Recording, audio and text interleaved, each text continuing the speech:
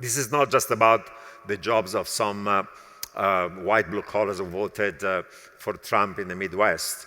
This is about trade in goods, in services, restriction to capital mobility and FDI by China in the United States, even restriction to Chinese being able to come and study and work in the United States, is about intellectual property rights, procurement, transfer of technology, forced joint ventures, and so on and so on.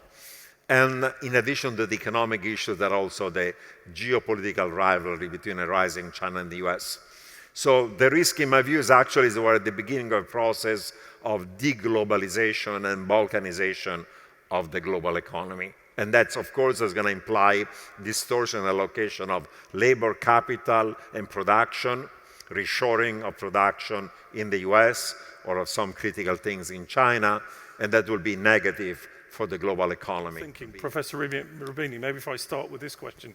One of the things that you've been talking about is the sort of more domestically focused economies with trade wars, and hopefully you said there'll be skirmishes rather than wars. But as you know, on the one hand, you've got industry and countries looking inside, being more insular, but yet you've got private equity and private capital being more global. Do you see that as something that can continue to operate in that way, or do you think that, the global funds that private capital thrive on, you'll start to see some fragmentation of that as well? Well, you know, trends deriving from globalization, trade, capital mobility, technology imply that actually the world should become even more globalized than otherwise if there are no interferences politically. But as I said, right now there is a populist backlash against trade, against migration, against globalization. I'll see even restrictions to capital flows for the US. They're going to restrict significantly the ability of, say, Chinese firms or firms from countries that are considered as a rival to invest into not just strategic sectors of the United States, but more broadly. We have seen resource nationalism in many other parts of the world, where countries prefer to have control over their natural resources and otherwise.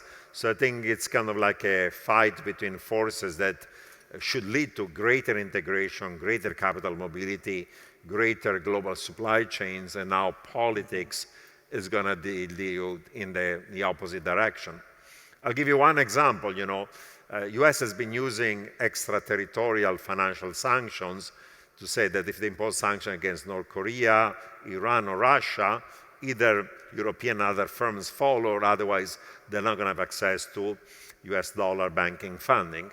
But the new twist on it is now imposing even technological sanctions. You know, this case with ZTE, where ZTE allegedly bypassed some US sanctions and they said you cannot use microchips, implies that I was recently in Beijing and they said, we cannot be at risk that they're not going to let us use your microchip.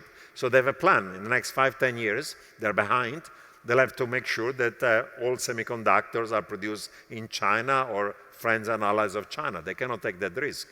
You know, I was recently in Moscow. I'm not particularly, sympathetic to the Russians, but same thing. They believe that if they rely on US chips, first there could be cyber warfare, and then again you can switch it off.